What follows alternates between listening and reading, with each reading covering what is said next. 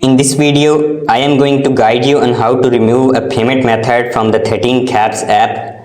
Removing old or unused payment options helps keep your account organized and secure. Just follow these straightforward steps to get started. 1. Launch the 13 Caps app on your mobile device.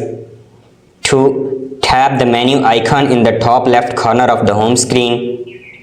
3. Go to the My Accounts or Profile section from the menu. 4. Tap on Payment Methods to view your saved payment options. 5. Locate the payment method you want to remove. 6. Tap on the payment method to open its details.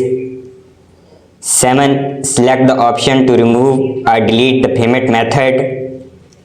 8. Confirm your choice to complete the removal process.